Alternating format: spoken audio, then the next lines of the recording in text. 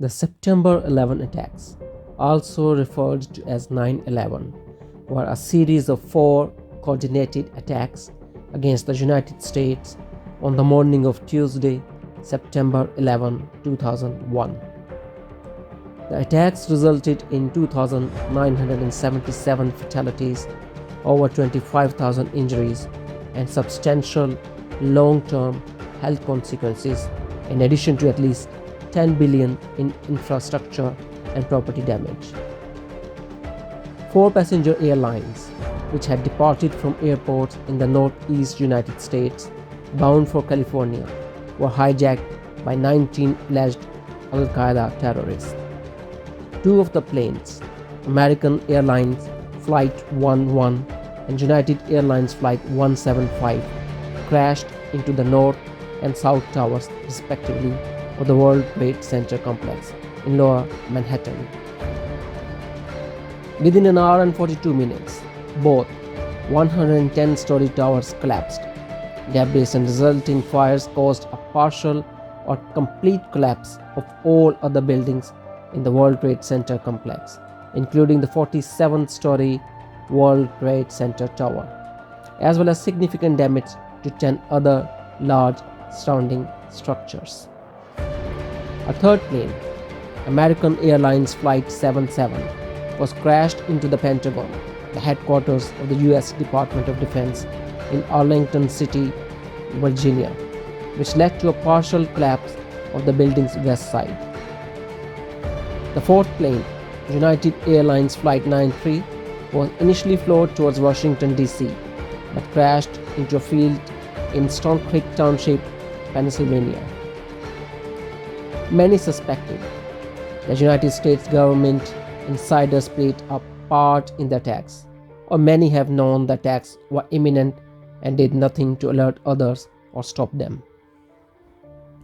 Some argue that insiders within the United States government were directly responsible for the September 11 attacks, often alleging that the attacks were planned and executed in order to provide the US with a pretext for going to war in the Middle East, and by extension, as a means of consolidating.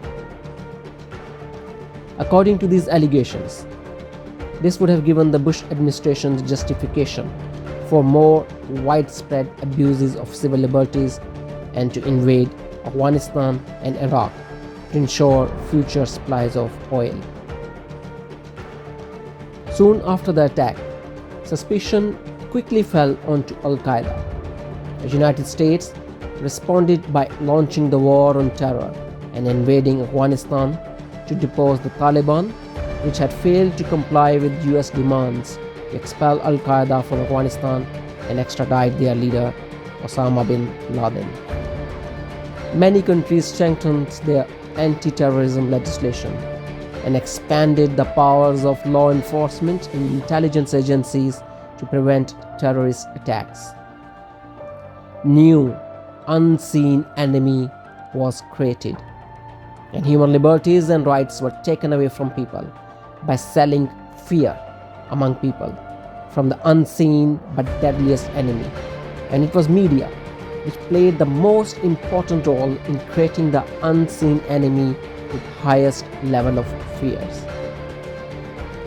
On name of security measures, freedom of speech and expressions were taken away from people, and anyone talking against the 9/11 was labeled as conspirator. The world was divided into groups, Muslims and non-Muslims. A new crusade was started, the word used by President Bush. Muslims were made subject to hatred and classed as terrorists. Wars and destructions of Muslim countries began, whether it was Afghanistan, Iraq, or Syria. The world was changed with 9/11 permanently. Unseen enemy, media, and fear. It all sounds very familiar. Yes, the coronavirus is also an unseen enemy which has caused fear and is presented to us as an enormous unseen enemy for the mankind by the establishments and people on highest positions and powers which controls the world affairs and world governments from the hidden positions and behind the secret doors. The death toll of coronavirus is not big, but it has been made bigger. It is mandatory for everyone attending hospitals to test for coronavirus, whether he attends hospital for flu-related symptoms or heart attack. And if he dies, then the report says that the patient died after testing positive with coronavirus. But it does not say that the person died because of coronavirus. Dr. Rashid Buttar, an expert in virology whose videos have been deleted from YouTube, has his own questions on coronavirus. Every aspect of virology and infectious disease is being ignored. Koch's postulate has been ignored. Every aspect. Then we've got false positives coming from testing that we know is not adequate, and then the testing that they are doing, like the RT-PCR, the real-time polymerase chain reaction testing, that's already been shown. It was actually the guy who developed it in the 1980s, Mullis, said that you cannot use this testing for diagnostic purposes. You have to use it only for the where something has a genomic sequence that's already been identified. You can't use it for diagnosis.